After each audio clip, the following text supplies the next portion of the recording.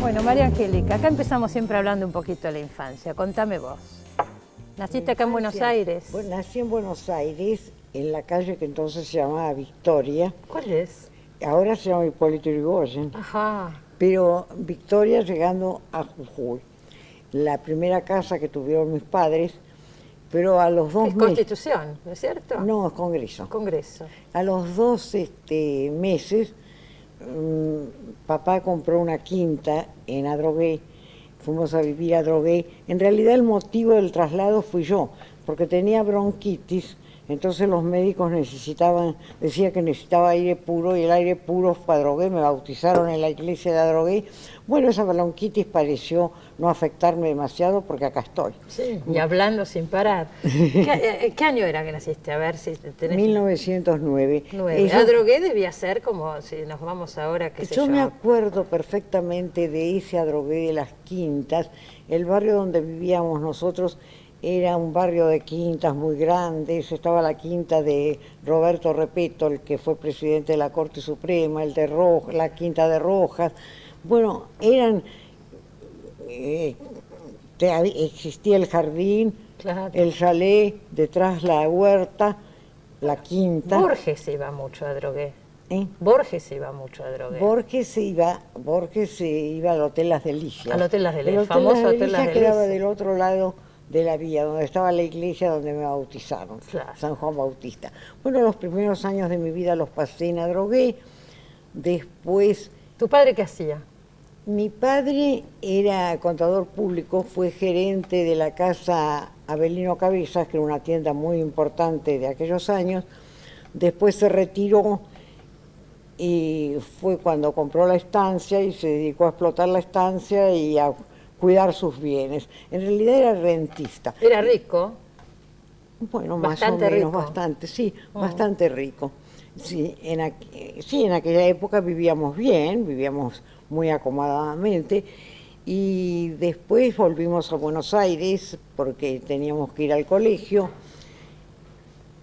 Por fin papá, cuando yo tenía 7, 8 años, edificó la casa en la calle Uriburu, 1041, donde viví a partir de los 8 años. Es Uriburu y Santa Fe, más o menos. Uriburu y Santa Fe, sí. ¿Y a qué colegio ibas? Yo fui a Lenguas Vivas. A Lenguas Vivas. A Lenguas Vivas. Me recibí en Lenguas Vivas. ¿Te recibiste de maestra? De maestra y de profesora superior de francés en la Allianz. En la Allianz. Fíjate una cosa, ¿quisiste seguir estudiando después de recibirte de maestra? En realidad sí. Bueno, mis padres pensaban que había que estudiar, pero no con exceso. No tanto. No tanto. No tanto. Por ejemplo, claro, mi hermana Nélida... Era la época. Para las mujeres era eso. No, había que frenarse. No era cuestión de que uno pasara por el mono sabio. Entonces, es decir, estudiábamos, a papá le gustaba que tuviéramos... Cosa que es raro, porque en esa época las chicas de mi situación económica... Ni siquiera hacían el secundario. No, jamás. Por eso. Y el primario sin demasiadas exigencias. Ah, tampoco el primario. No, el primario sí, pero sin demasiadas exigencias. Ser burra era una buena condición para tener éxito como mujer. Para casarse, etcétera. Para casarse. Se formaban las mujeres para casarse. Los hombres las preferían con pocos conocimientos. Pero sí, una cosa que era importante del estudio francés.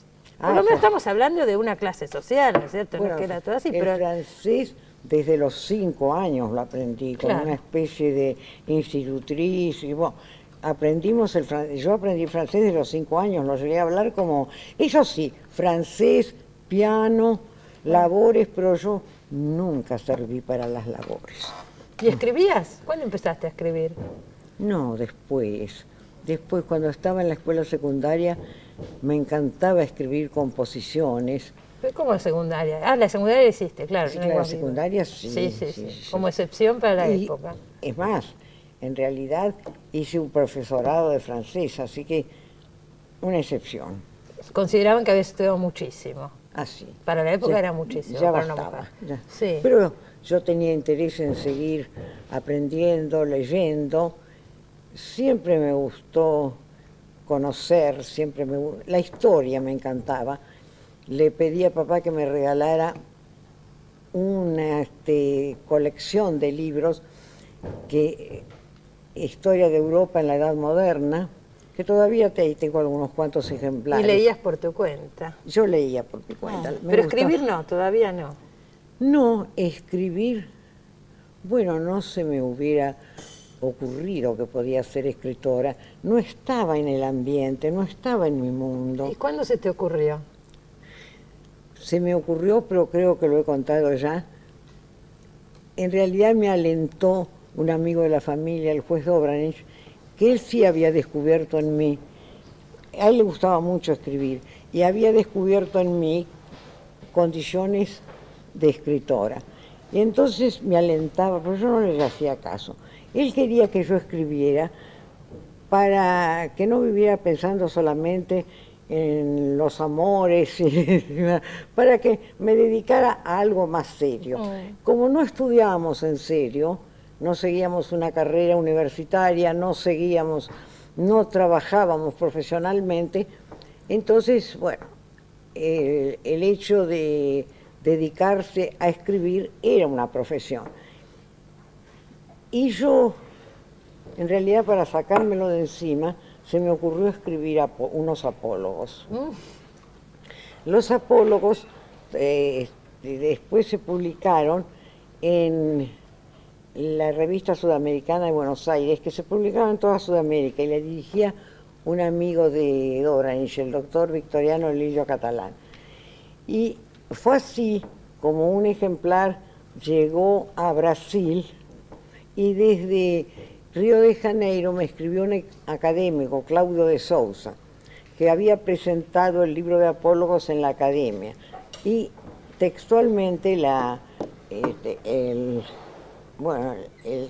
acta de la academia ese día decía: una escritora argentina que a su belleza física une un gran sentido artístico. Y yo me enojé, porque a este le gusté yo. Iba una foto mía, a este le gusté yo. Claro. Me enojé, pero ahora no me enojaría mucho menos. Seguro, seguro. Pero claro, vos decías, pero es mi obra lo que bacano yo, ¿no es cierto? Claro, yo quería que me consideraran por mi obra. Seguro. Bueno, después de eso me casé enseguida, porque Cláudio de Souza me ofrecía un puesto de corresponsal de una revista femenina de Porto Alegre. Pero ese mismo verano hice un viaje a los Canales Fueguinos y ahí conocí al que fue mi marido, y también mi matrimonio no hubiera sido compatible con una carrera. ¿A qué edad te casaste? No me casé tan joven, a los 25. Tenías 25. Sí. Para esa época ya eras re grande para casarte, 25, ¿o no? Bueno, no todo. Ahí está la foto de mi casamiento. Ahí está. En la iglesia del Socorro. ¿Cómo se llamaba tu marido? Julián Gil. Bueno, en realidad me dediqué a ser ama de casa. Recién empecé mi carrera 12 o 13 años después, cuando me separé. Que no hay, ahí está también la foto mía en el altar. No hay fotografías de toda mi época de chica, porque con ellas hizo un acto de fe mi hermana Nélida. ¿Cómo fue eso?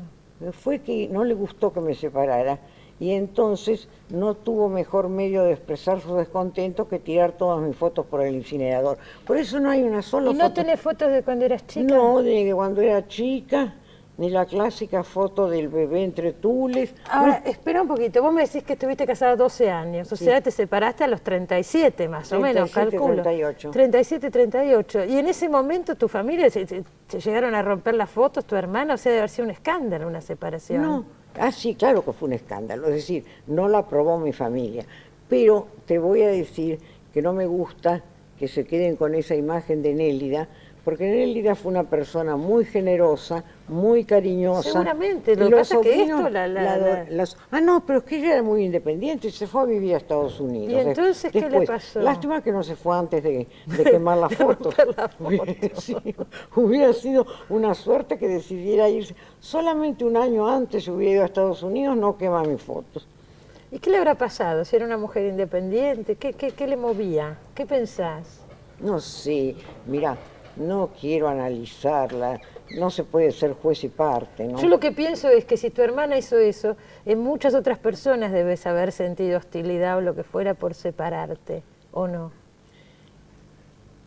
Sí, claro que sentí la soledad y sobre todo sentí de mis hijos menores, de mis hijos mayores, al hijo menor lo llevé conmigo porque no había discusión legal porque tenía 2 años y entonces la ley me lo otorgaba a mí sin discusión. Seguro. Pero los mayores quedaron con el padre y eso sentí mucho, ese distanciamiento. Sí, yo no me refería a eso, sino socialmente, digo, si tuviste... Socialmente también hubo un apartheid, pero sí, como después... Aparte. Sí, pero fueron muy pocos los que se salvaron del apartheid, los que mantuvieron las relaciones conmigo, pero después, como me convertí en una escritora, todos volvieron. Ahí volvieron. Ahí volvieron, sí. Cuando tuviste éxito, volvieron. Bueno, son las pequeñas, ¿cómo te voy a decir? Con el éxito se perdonan muchas cosas. Es perdonar la palabra, es aceptar que suceden. Claro. Es aceptar que sucede, que existe la competencia, la envidia. Las relaciones entre las hermanas suelen ser mucho más conflictivas que entre los hermanos varones. Las mujeres somos más problemáticas. Nos envidiamos más, nos criticamos más, pero yo no hablaría de perdonar, yo hablaría simplemente de aceptar. Después del corte seguimos con María Angélica Bosco, que nos va a contar toda esta etapa cuando empieza a escribir y debuta en la literatura ya de entrada ganando un importante premio, así que de ahí no paró más. Ya volvemos.